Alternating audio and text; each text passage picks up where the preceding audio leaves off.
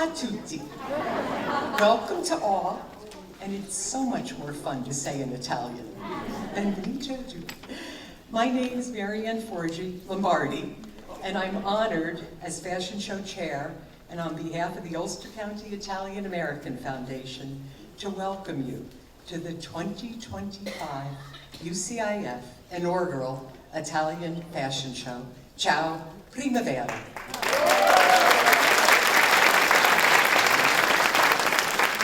And we are delighted to have our special guest, the Italian designer, Francesca Liberatore, and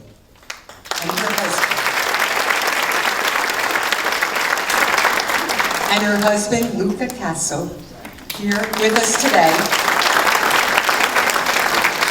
and to have them a part of our community fashion show. It is just fantastic, or fantastico in Italian, that's easy, just add a vowel, to look out and see such a crowd, nearly 300 strong. And that doesn't include the 40 models. So thank you very much, grazie mille, for coming out and supporting UCIF. And a very special thank you to our presenting sponsor, Next Boutique in downtown Kingston.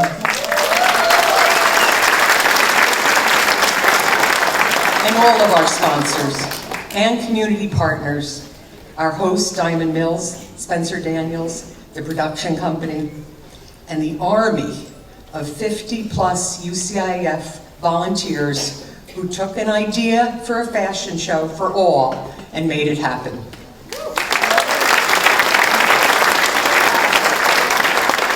We hope you enjoyed the pre-show displays, the Italian lunch, the pranzo, and got your chance to sit on the Vespa and pretend for a moment you were either Audrey Hepburn or Gregory Peck. And for part two, we have a quite unique show planned. You will see models in Italian fashions on the runway because this is an Italian fashion show. You're in the right place. But we hope along the way you will also have some aha moments as you learn to, or connect with something about its history and how Italian fashion and craftsmanship, which are inseparable, weave their way to American life and to us right here in the Hudson Valley. So let's begin our show, Ciao Primavera, with the story of how Americans first fell in love with Made in Italy. To share this special story, we are fortunate to have the director of the Fashion Design and Merchandising Program at Ulster Bosse's, Nicole Foti.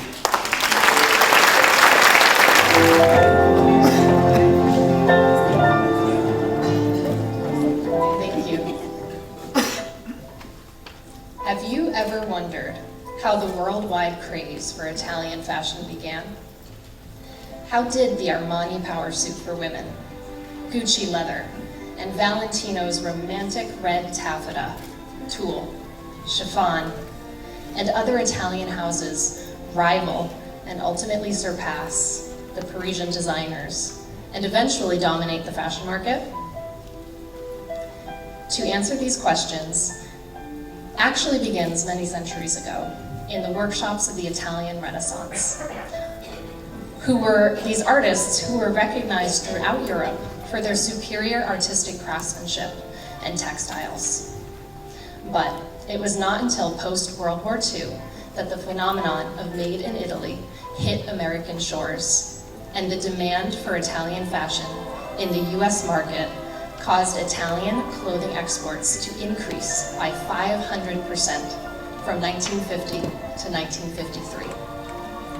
One of the main forces for this explosion of interest was the American movie industry. Some of the most popular American films of the 1950s were made at the famous Cinecittà studios outside Rome. Americans couldn't get enough of these films. They fell in love with Italy itself. And American women fell in love with the clothes they saw the stars wearing. many of which were made by Italian designers. Who were these Italian designers dressing the stars and feeding this American interest in Italian ready-to-wear designs? While there were multiple male Italian designers, three sisters, Le Sorelle Fontana, stand out and are considered the most influential. The Fontana sisters learned dressmaking, embroidery, and beading from their mother in their small town near Parma. Eventually, each would make their way to Rome, where together they would open up the Atelier Fontana. From their dressmaking shop off the Piazza di Spagna, Le Sorelle Fontana provided wardrobe for the blossoming movie industry. American starlets wore Fontana on the big screen, as well as about town. Le Sorelle Fontana designed ensembles and wedding dresses for Hollywood stars such as Liz Taylor, Raquel Welch, Audrey Hepburn, as well as American dignitaries such as Jackie Kennedy Onassis. Early on, the sisters recognized the need for media coverage to cultivate the demand for their products, and especially the luxurious fabrics, sharp tailoring, and effortless style of Made in Italy. The sisters were committed to using only Italian textiles and keeping production in Italy, but with the goal of building a client base in the US. They were aided in their quest by the efforts of the father of Italian fashion, Giovanni Giorgini, who produced the first Italian fashion show. Like Le Sorelle Fontana, Giorgini recognized the importance of attracting American clients who were eager for quality-made, ready-to-wear. Giorgini's guest list for the first Italian fashion show include Vogue and Women's Wear Daily photographers, and, most importantly, buyers from the leading American department stores.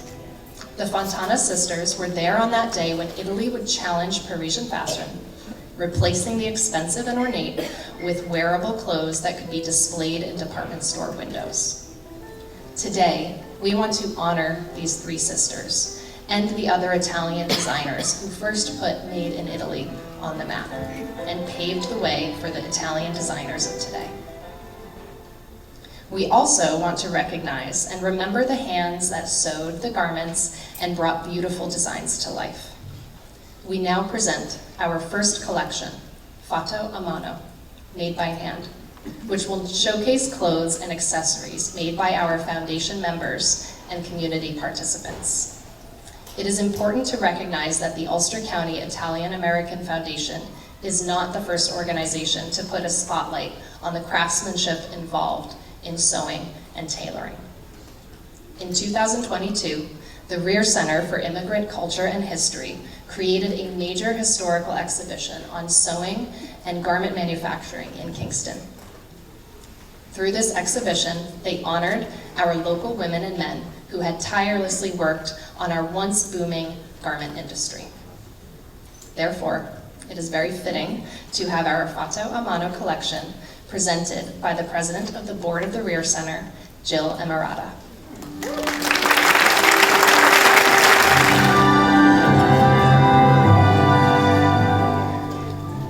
Italian craftsmanship infused its way into the United States not only through American interests in Italian fashion, but also through the skills of Italian immigrants in sewing and tailoring.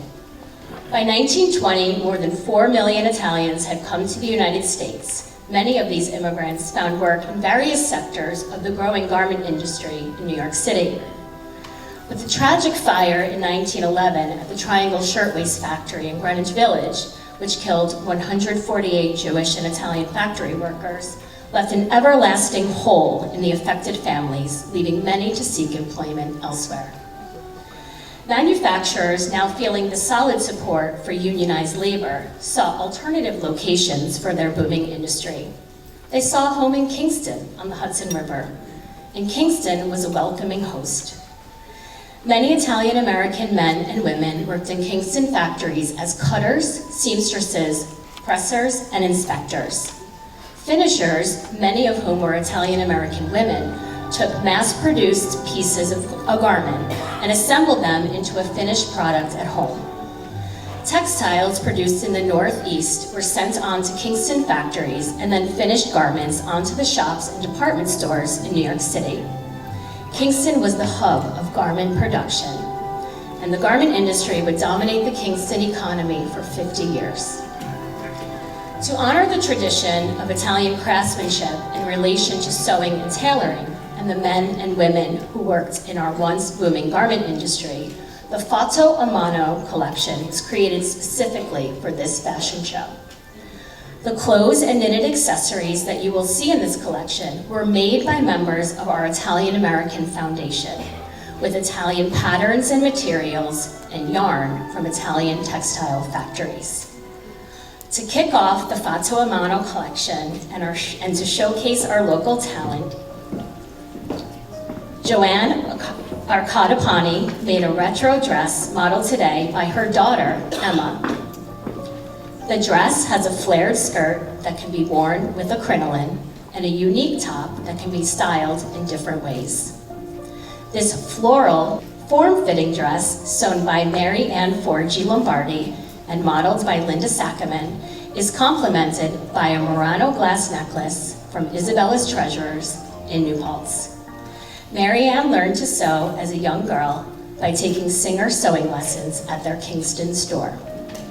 The shawl, knitted by Deborah Combe, is made of a fine Italian mohair and merino yarn by Lupi Mango and available at the Yarn Farm in Kingston. Deborah learned to knit 60 plus years ago and finds it relaxing and a joy to make for others.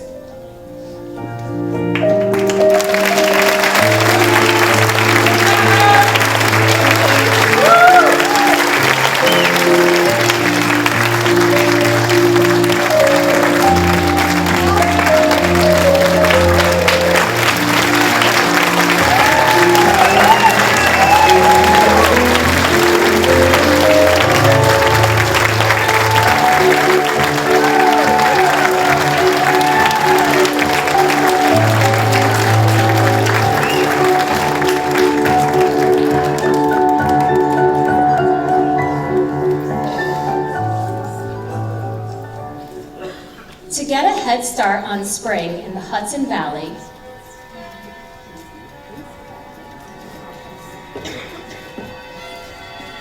Joanne Rex made a quarter-length sleeved cotton blouse that she is modeling. She used some of the fabric and trim to embellish a Venetian gondolier's hat. Joanne's favorite sewing machine is a 1950 Singer Series 300 that will out-sew most other sewing machines and was built to stand the test of time. Raffaella Artisone Jennings is wearing a halter dress that her mother Leonisa Artisone made from Italian silk. Purples and greens reminiscent of Emilio Pucci. Leonisa found the 1971 Simplicity pattern at a thrift store.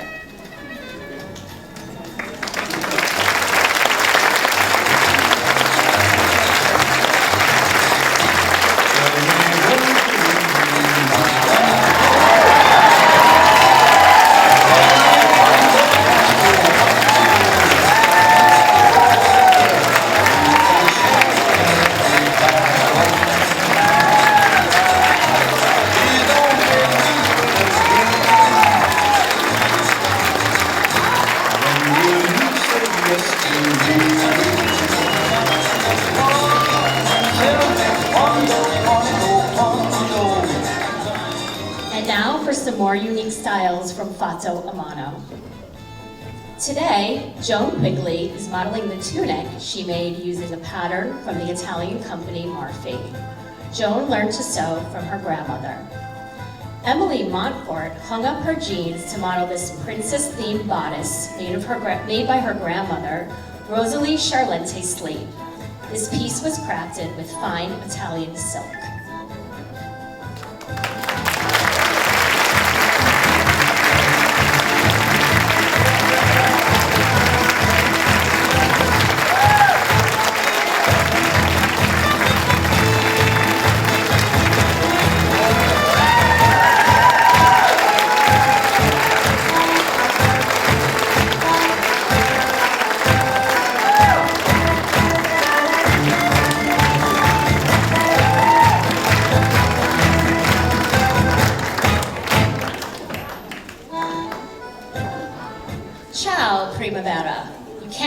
spring without flowers. Betsy Albany made a cap-sleeve vest with a cowl top and a watercolor floral pattern that she is modeling today. The fabric choice was inspired by her father, who was a watercolor artist. Betsy taught herself to sew after being influenced by her talented mother and sisters. Leonisa Artesione is wearing a dress in floral Italian linen that she replicated from an old favorite. Accompanying the models are Gabriel Mitchell and Chris Folia. They're wearing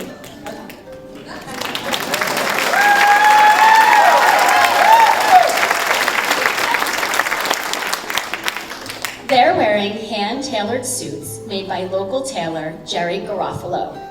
Jerry immigrated from Italy in 1966, and later he moved with his family to Kingston, where he worked as a tailor.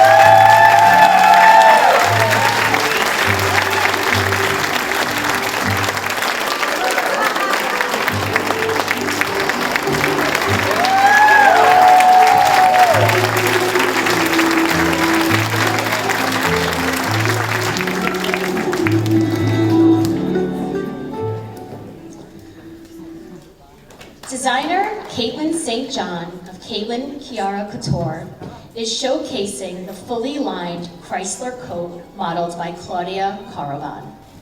This double-breasted jacket covers you in style for all weather.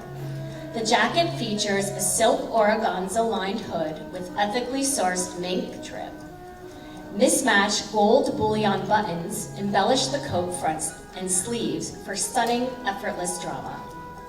Caitlin owes her technique to her apprenticeship with master tailor Nick Valentine at Broadway Tailors in Newburgh.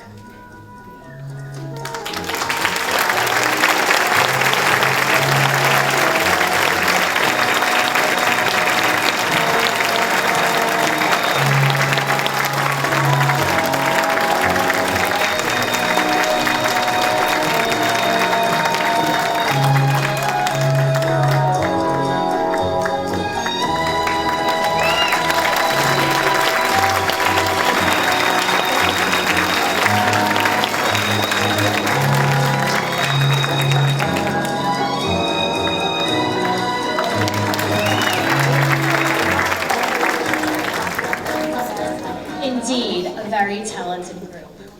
Our next collection, Moda Italiana Locale, local Italian fashion, will be presented by a tireless supporter of business in Ulster County. It is with great pleasure to introduce the woman who seems to be everywhere at once, Vice President of the Ulster County Chamber of Commerce, Jeff Davis.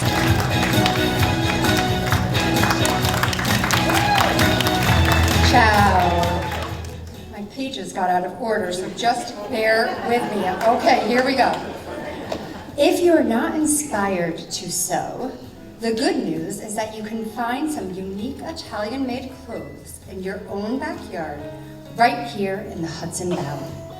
With the big department stores moving out of our area, you might think that you have to travel to Westchester, Albany, New York City, or to the outlets in Harriman to get authentic Italian-made clothing, but you don't. Fortunately, many of our local small boutiques carry Italian brands, and what you may not know is that our vintage stores often have well-known Italian lines, such as Gucci, Armani, Prada, Versace, and Ferragamo, to name a few. So now, let's go on a Hudson Valley shopping tour and discover the stores where you can experience a little bit of Italy just by walking through their doors. Re-Racked is a curated fashion experience in Uptown Kingston where creativity, sustainability, and connection thrive. Re-Racked is passionate about fostering a circular economy and reducing environmental impact. Modeling for Re-Rack is Joyce Fasano wearing an iconic two-piece outfit by Emilio Pucci made in the 1970s. Wearing Tom Ford for Gucci is Mary Ellen Roth in snakeskin capris and double-breasted white jacket.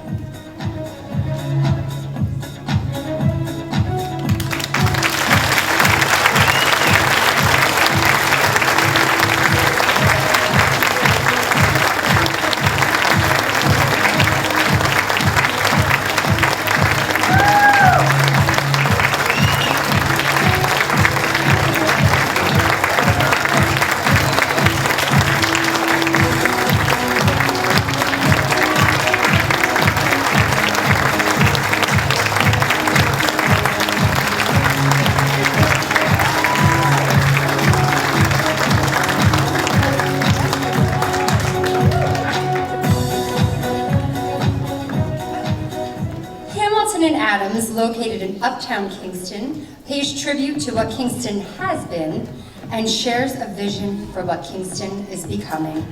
Kevin Anthony is wearing Ace Rivington jeans made from Italian denim. His upstate and chill look is complemented by Italian hiking boots, handcrafted in Italy by Zamberlan, and available at family-owned Kenco Outfitters in Kingston. Nicole Lo Schiavo Palmucci's jeans are enhanced by an Italian brass and leather belt.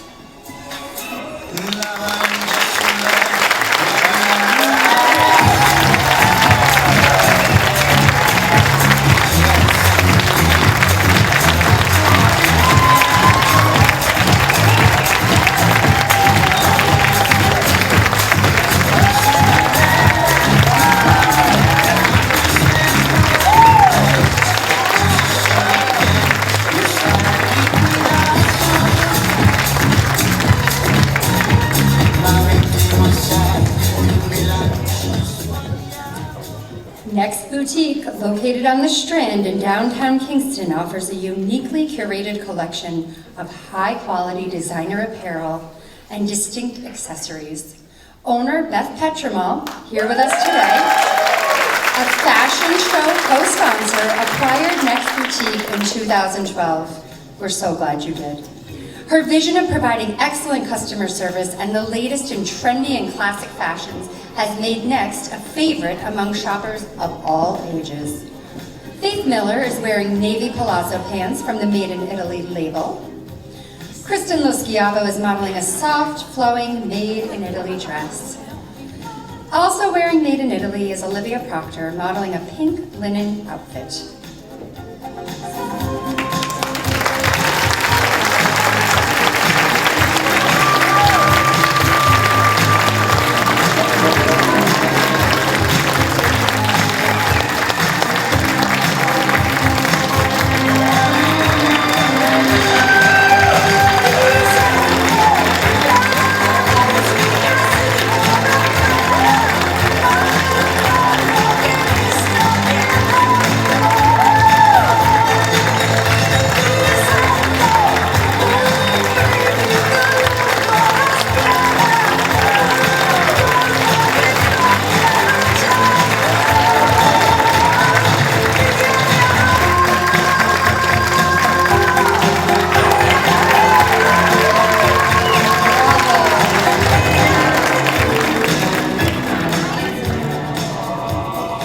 Changes, with locations in both Rhinebeck and Woodstock, features casual menswear that is both good-looking and functional.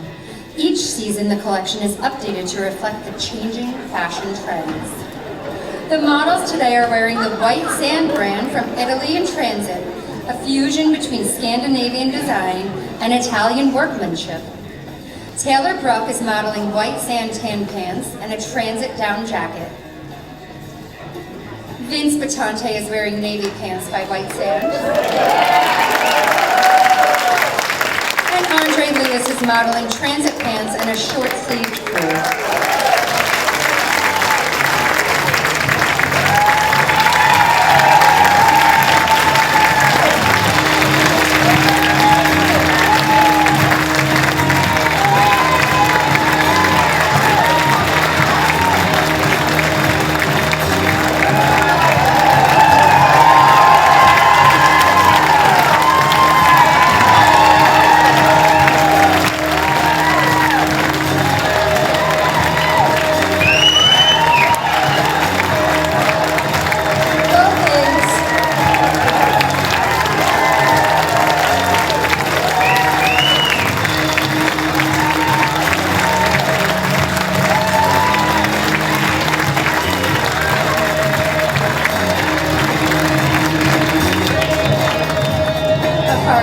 follow.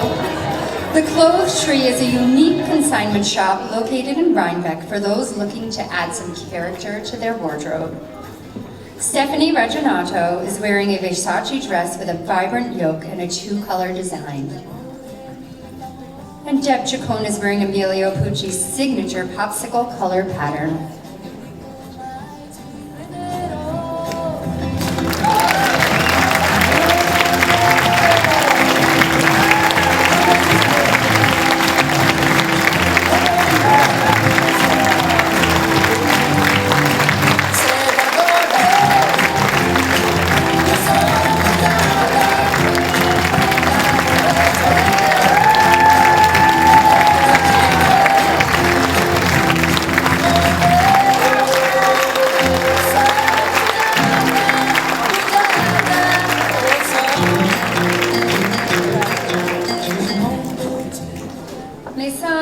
In the Rondout area features a coffee shop and event space in addition to their fashion boutique. Maison Après specializes in upcycled, sustainable clothing designed and made by owner Caitlin Murray. Sophia Reginato is modeling a fully upcycled look with all made in Italy found fabrics, including men's cotton shirts that the designer fashioned into a top and a skirt. A sweater was artfully mended with embroidery that is found throughout the design. The shoes are also vintage Italian. The accessories draw inspiration from a Tuscan sunset.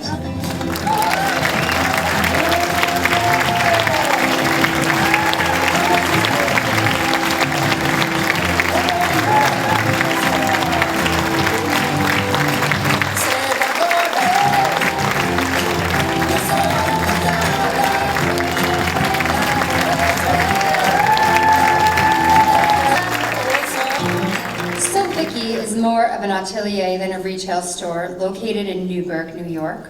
It's housed in the once thriving Italian-owned Vicky Clothing Company that at one time employed over 80 seamstresses, many of whom were Italian. In its heyday, So Vicky manufactured over 6,000 ladies' coats per month. Ariana Ventura is modeling one of the designs made by owner Annie McCurdy. The pale pink and white striped cotton dress is made of upcycled fabric sourced from the factory's inventory.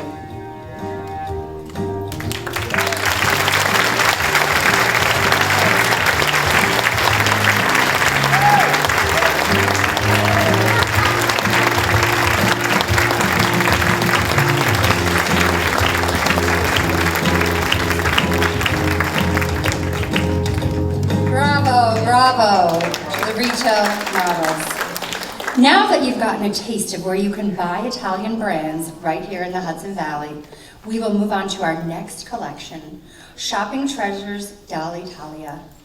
We offer you a sneak preview of what you can buy when you travel to Italy. On this virtual shopping spree, you will be taken to favorite Italian destinations visited by our members. And who better to take you on this tour but the woman who has fallen in love with Italy and all things Italian, including her husband, Joe Familietti, our UCIAF Vice President. Together, they have developed a very special relationship with Italy, having spent their honeymoon in Ravello and returning often to visit Joe's relatives. So let's all give a warm welcome to our one and only Nicolina Francis.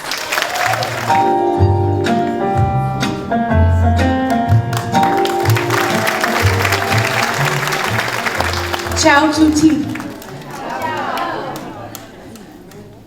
When you leave the Hudson Valley and travel abroad, head to Italy, the #1 destination for millions. What makes Italy so popular? Well, there are a multitude of reasons. The food and wine, clearly. The art, the culture, the history, the breathtaking landscapes, the iconic landmarks, and last but not least, the fashion. The beautiful craftsmanship, luxurious fabrics, linens, silks, and leather, the elegant designs, and oh, the eye-catching accessories. The Italians have a rather unique way of dressing, accessorizing, and carrying themselves. They refer to this effortless style as la sprezzatura, a way of appearing stylish without seeming like you tried so hard, looking polished but not overly fussy. And so, given all of the beautiful clothing and accessories, combined with the surrounding Italian style, it's not surprising that when Americans visit Italy, they go shopping. Our members decided to share some of their Italian treasures with us today. Treasures that reflect both craftsmanship and style from places such as Ravello, Positano, Lucca, Monticello, and Firenze. Leanne Marmo is wearing an orange Casentino wool poncho, print pantaloons, and straw hat from Lucca. Historically, two colors have been associated with Casentino wool, emerald green and orange. The orange wool of the poncho that you see today is the result of a failed technique to dye and waterproof the material in the 16th century.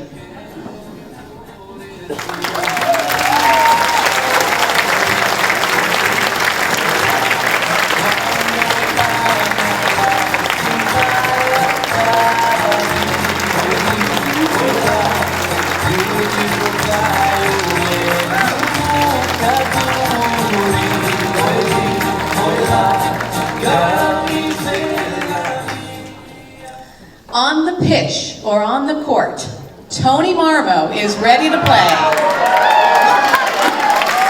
In his camo Guzzo Italian-made athletic shoes. Tony is wearing a Sergio Tacchini men's velour track jacket. This line of athletic wear was founded in 1966 by Italian tennis pro Sergio Tacchini and is still available today. Tony is carrying La Capra, an Italian limited edition of the GOAT, greatest of all time basketball, made by John Stott from Kingston.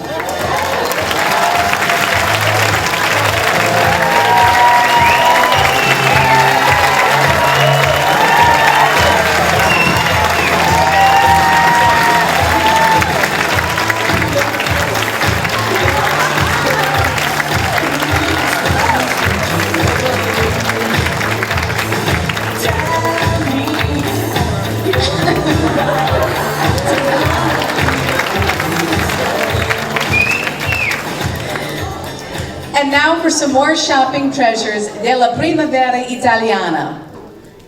Laura McKenna is modeling a sleeveless linen dress from Ravello. Victoria Johanne is wearing a three-piece mauve outfit from Monticello in Tuscany, exemplifying stylish comfort and ease.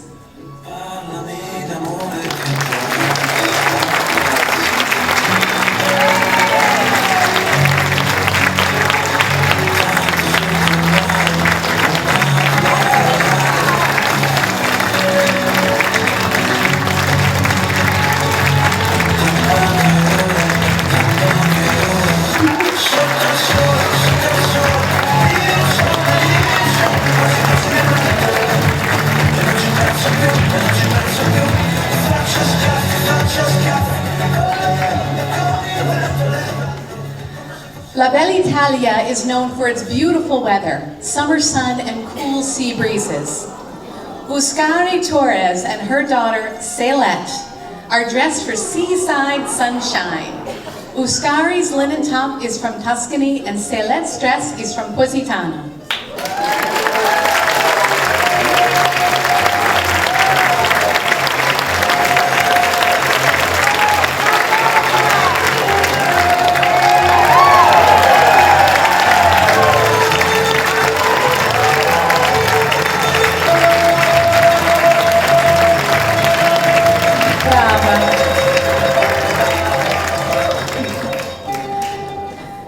This group of travelers bids a fond farewell to Italy with the hopes of returning soon.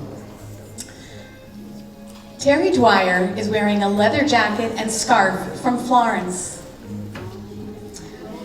Rosie in Tarante is modeling a hat and blue cashmere poncho from Ravello and a linen skirt from Naples. Madison Hughes is wearing a faux suede jacket and silk top.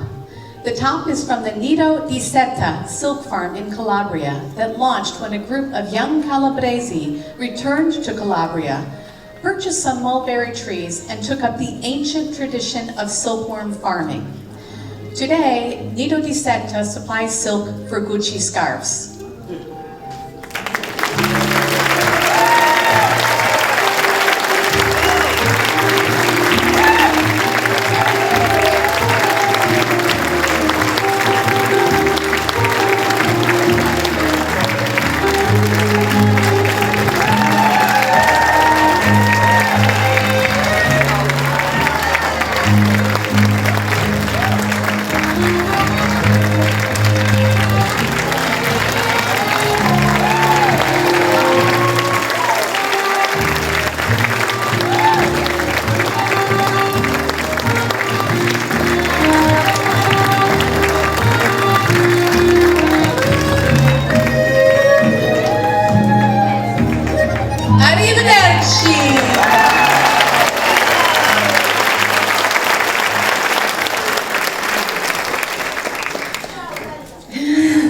We have finished our virtual shopping tour in Italia, and now we are going to take a look at another kind of Italian treasure, the kind that has unique staying power, the kind that can't be let go.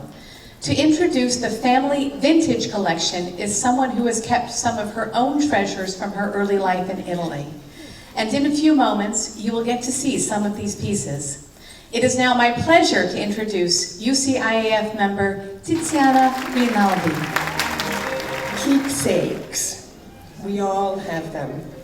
Our grandmother's necklace, our mother's engagement ring, a father's hat, a child's first set of shoes, a christening outfit, a wedding gown.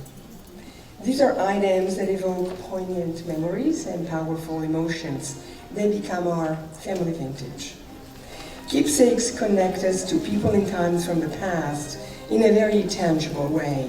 However, too often they end up in a drawer or a closet and are forgotten, until one day they are discovered again, and suddenly, through the process of looking at them, touching them, and sometimes wearing them, one can experience an immediate, deep emotional connection to what has come before.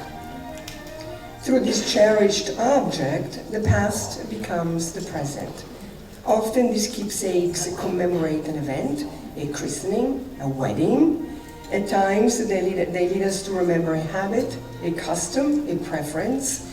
Soon you will see some of these keepsakes, family vintage items held onto by our members. A few of these items are mine that I kept over the years, and others are treasures shared by some members. Celebrations call for impeccable Italian style, elegance, and flair. Walter Bollenbach and Lynn Rittenhouse are both dressed in vintage Armani from their wardrobe.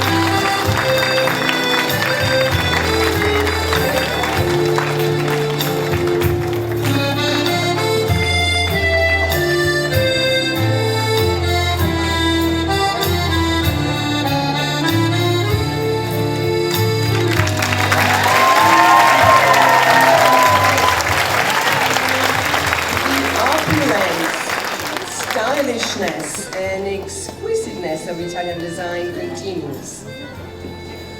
Anna Brett is wearing a custom, long black sequin dress with a trumpet bottom. It was made for me in the 80s by Ornella Rampa, a seamstress in my hometown in Umbria, from a sketch made by a friend who loved the mermaids. Dave Bowles is wearing a Brioni suit. Brioni was the first tailor for menswear to use bold colors and light fabrics.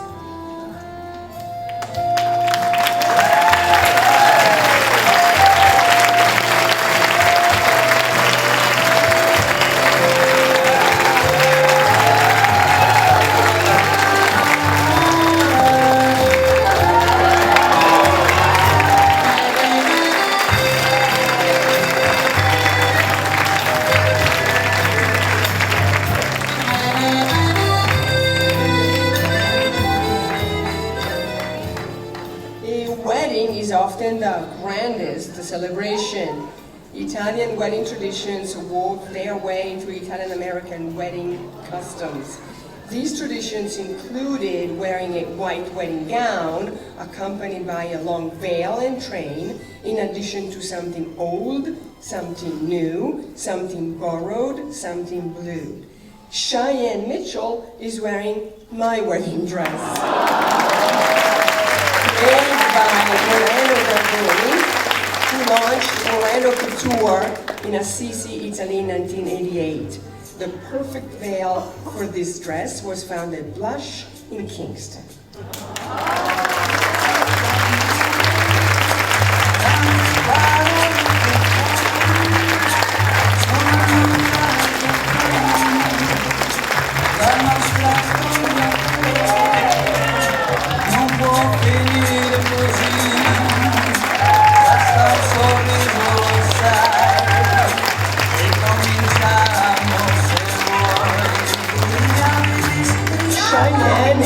Joined by her groom, Roger Ecker. Roger is wearing a custom-made vintage tuxedo created by local tailor Jerry Garofalo.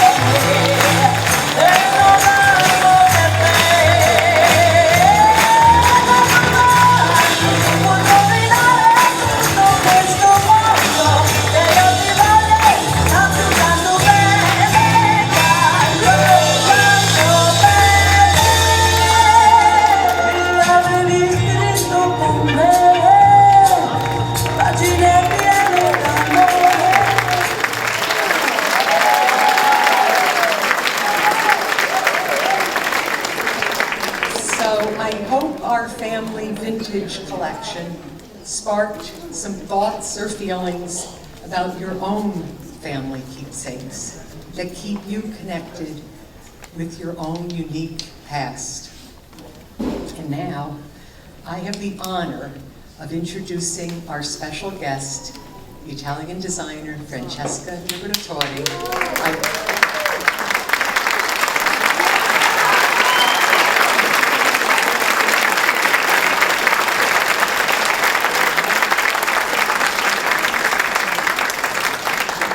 I honestly can't believe that Francesca is here and a part of our show. I've been having these pinch me moments, momento pizzicama. But ever since Francesca learned about our show, when I first met her at Maris last spring, she has been an enthusiastic supporter as I have come to know her and also had the pleasure of meeting her father Bruno, who is a sculptor in Rome, last fall, and her husband Luca. I have come to understand why this event resonated so strongly with her. Francesca is truly a person who believes in the need to understand and celebrate the best parts of our humanity, what creates beauty and life's meaning.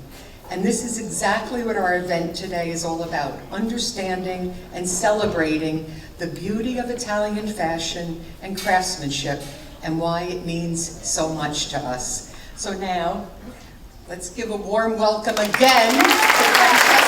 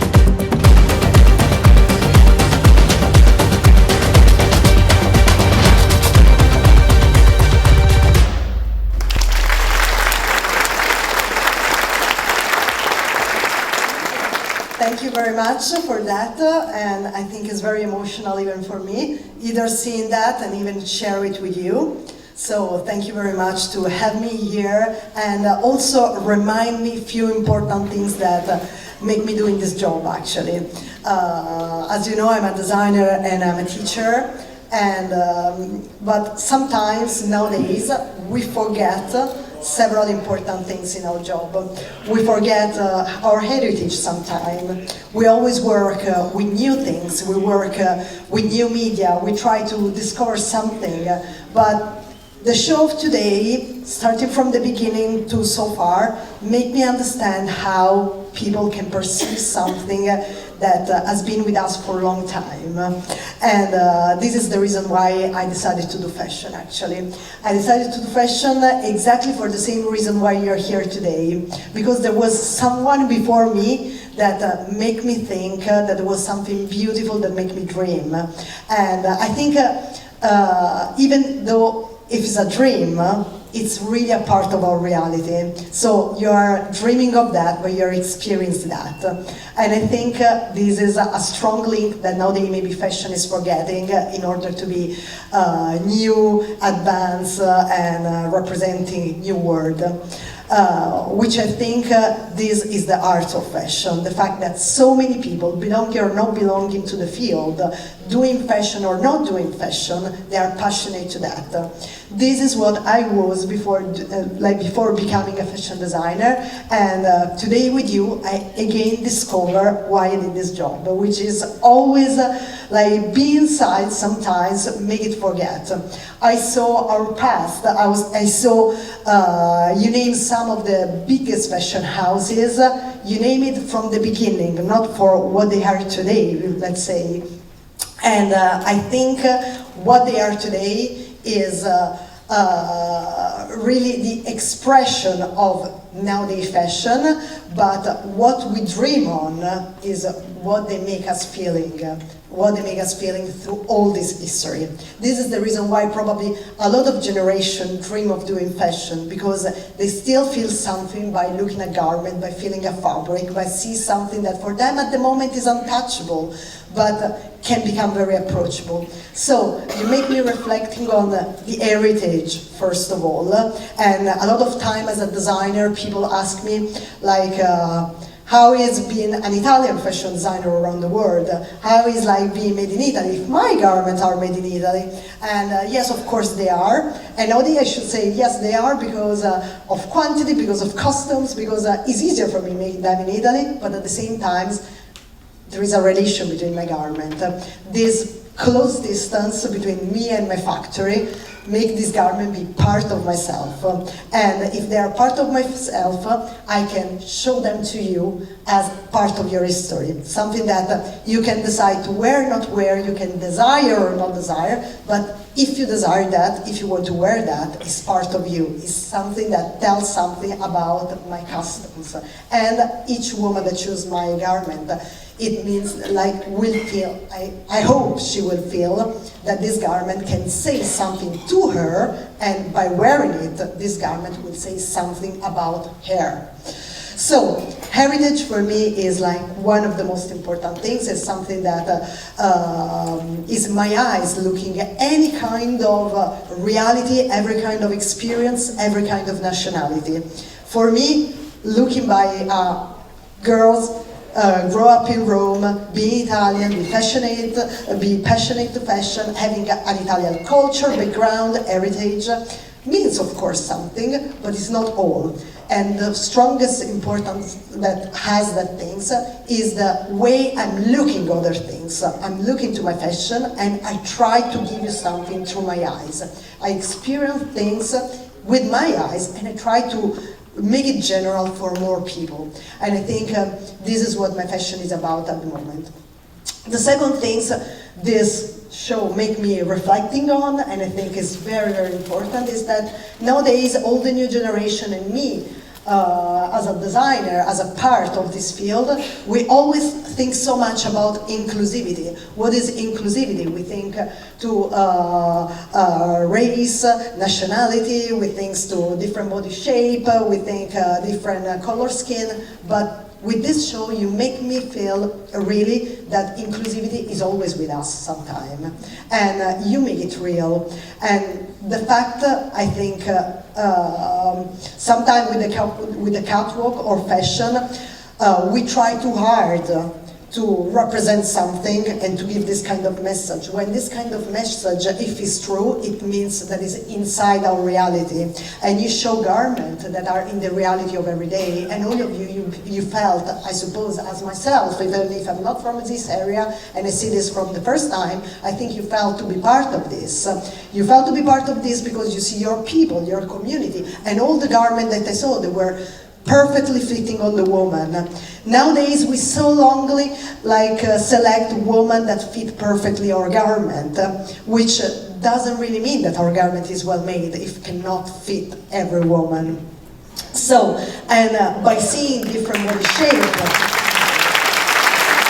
thank you.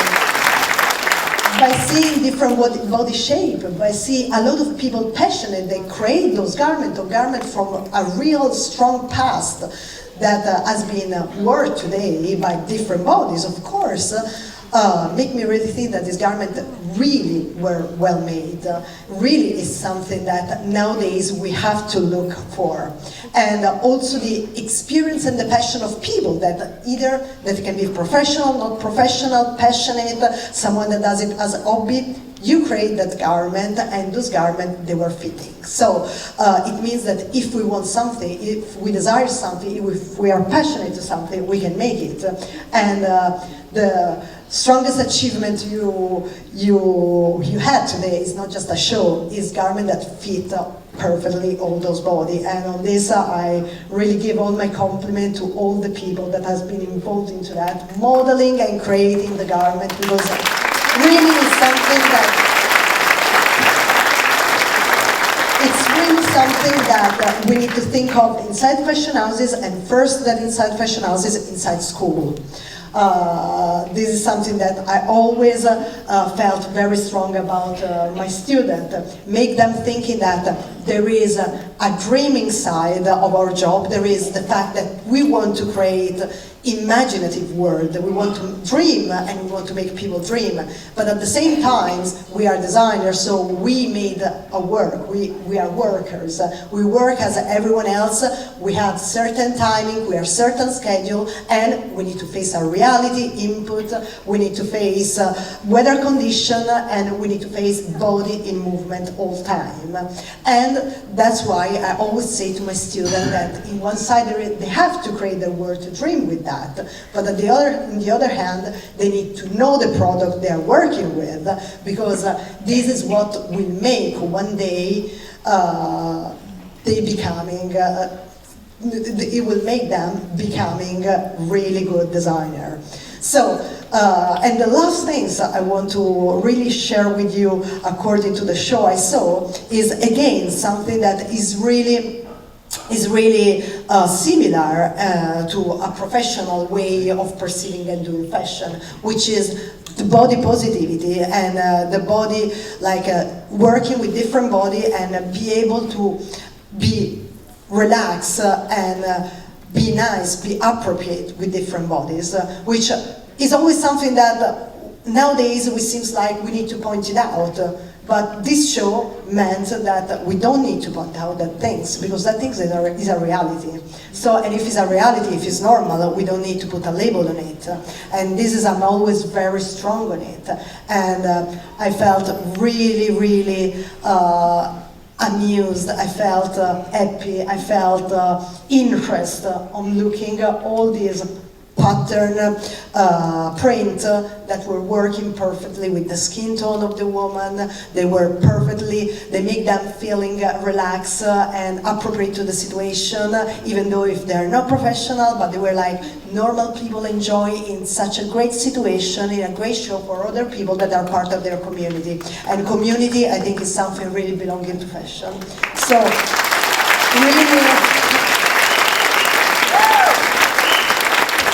really, I first to say I'm a designer, I'm a teacher, I really want to tell you that I appreciate whatever things you have been doing here. I appreciate this show, I appreciate you call me and be part of this event, because you make me see a part of my possible audience, a part of people looking at my fashion through the world. So I'm trying even to see through your eyes what you're trying to get from fashion. So, and for me it's been a big challenge and a very interesting thing. So I really thank you to have me here. And now just a few things about what I'm thinking when I'm doing fashion and why Marianne introduced me that way. Because as you could see, my family is a creative family. My father is a sculptor and my mom as well is an artist, and I felt like this from the beginning. So the only things I like was drawing garment, not even everything that is around fashion, but really the relation between me and the garment. So until that the garment started really to talk to me, and I want the garment, as I say on the beginning, talking to other people through the woman that wear it. So, as you see, like my father is a sculptor, and we have this project in Ferrara where I hope to have you, to host you there. It's another cultural city, city side, very important for Renaissance. And we just bought this deconsacred church, actually for year 1000, which is St. Michael Church.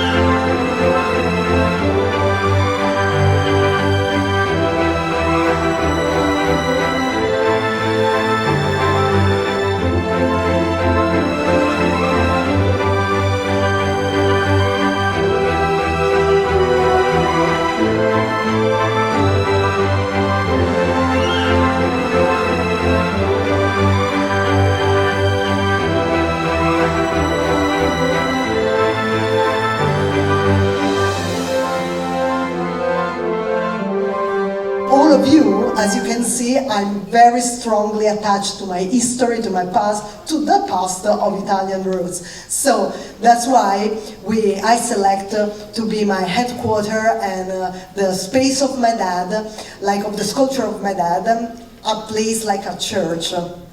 Which I think I was looking for something that has a meaning, that had a meaning, that has a story itself, and that can have a story for someone else. From here to the future. What I want to do there is a space for new creativity, for new people, because I think now synergy and sharing information, sharing input, sharing vision is the only thing that art and fashion can really do.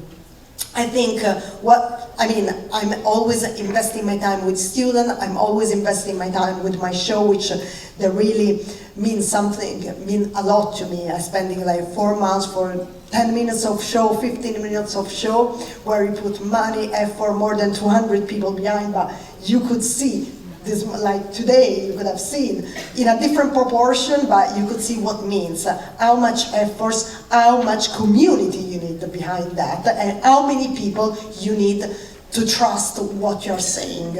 Because if people trust what you're saying, they will be able to work in the best way for you. And in this, I really always say the importance of having a team, the team that I built in 10 years' time. And that I always suggest to the student to start to create from the beginning. Having a team, having synergies, selecting the players that are playing with you in this game is the most important thing, because it will make you enjoy. Will make you not feeling that you're working, but will make you feeling that you're doing something for you and for someone else. So, and being a fashion field, art field, You're not growing your role, but you're growing because your personality is growing. And I think this is just very important. Now it's better me to stop. I'm open to all of your questions, and I really thank you for everything.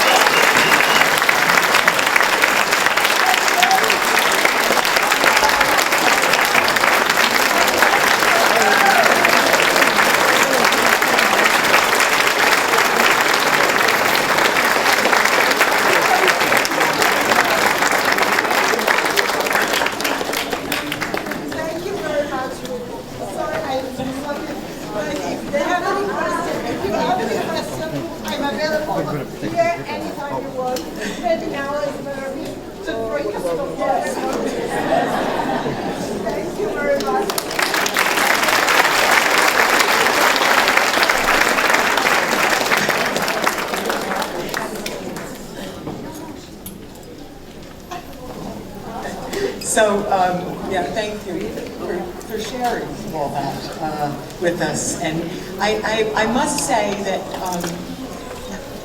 having you here, an authentic Italian designer like yourself really kicked things up a notch for us. And,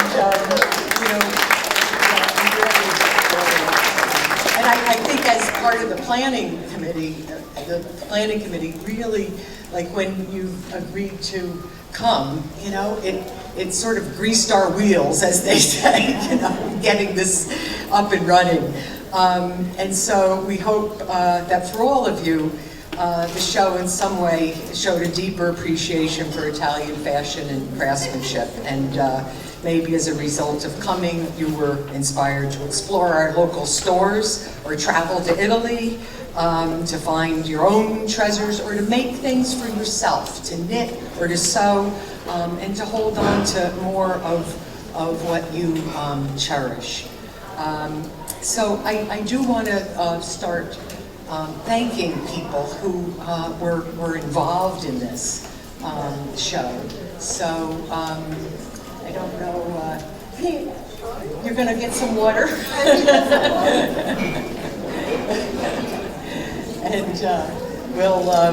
And so anyway, it was a community fashion show, which we've said, and it took the generous sponsors to provide the resources. And again, I would like to especially recognize Next Boutique as our presenting sponsor.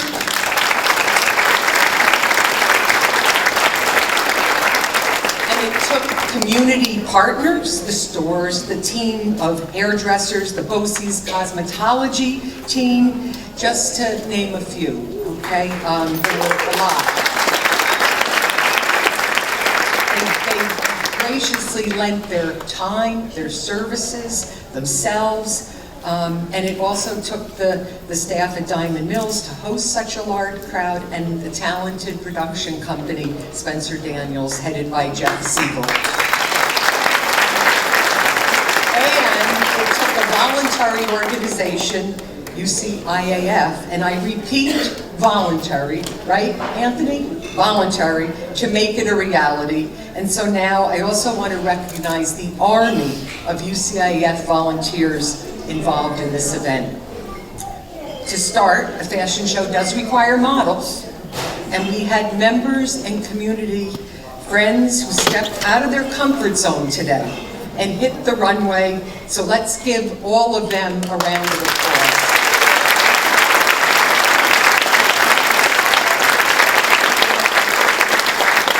We also had a team of narrators who helped tell the story of Italian fashion, its connection here. Nicole Foti, Jill Amarato, Jess Davis, Nicole Francis, and Tiziana Rinaldi.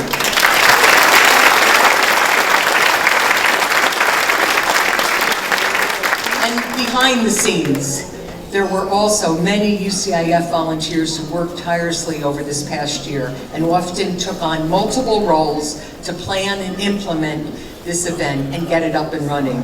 Since there are so many who contributed, it's not possible to name everyone, but I would like to acknowledge a few members by name, given the amount of time and commitment and responsibility they took on. The show production team that worked to develop the run a show that would bring the different elements that you saw here to life, the narration, the slides, music, models, clothes. Celia Ecker, and please stand. And remain standing. Kevin Reginato, who isn't here because he had to go run his restaurant. Linda Sackerman, who is the wardrobe coordinator. Jenny Bella, the model coordinator, 40 models. And Warren Lawrence from Radio Kingston, and Lisa, our DCO.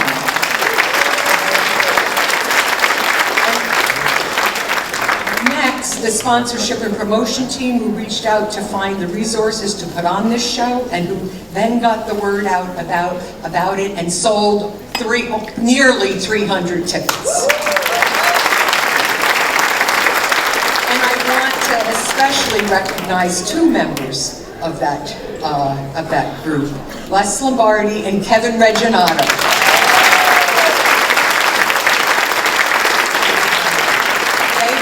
They were our ticket men.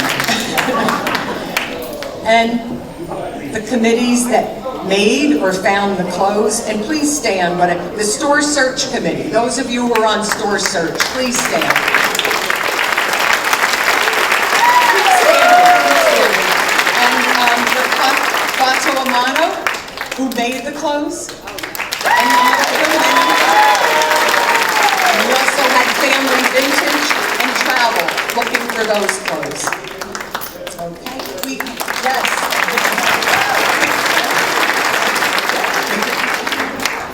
And the pre-show team, Kathy Benham, who's been outside there all this time, who coordinated the exhibits, and Beth Hannigan, who ran the raffle. And I hope you all took a lot of chances. And last but not least, the venue team, the decorations, event logistics, and all the event day supporters.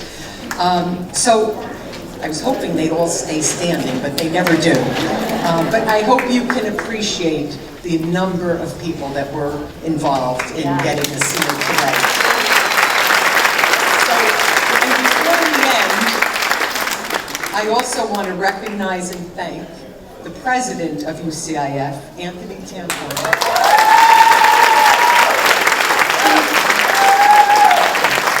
He trusted us with a pretty crazy idea and took a chance, right?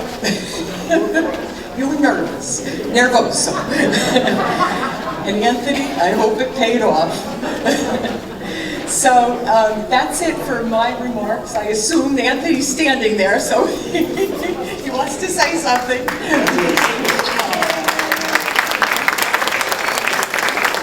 This truly was an amazing event that I didn't believe was going to happen, especially at the level it did happen. So, I want to tell you that the volunteers, Ulster County Italian American Foundation, really appreciate the tremendous undying effort, the vision that you had, and the volunteers and Ulster County Italian American Foundation. All the hard work, it doesn't really reflect what you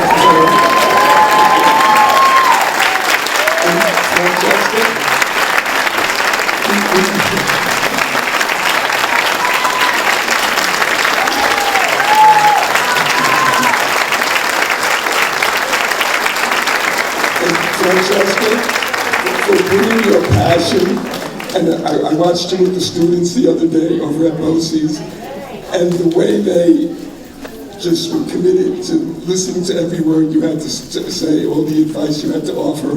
That passion is going to be reflected in their work as they grow older, and I thank you so much for taking the trip from Italy to here and sharing your experience with us. Thank you. Absolutely.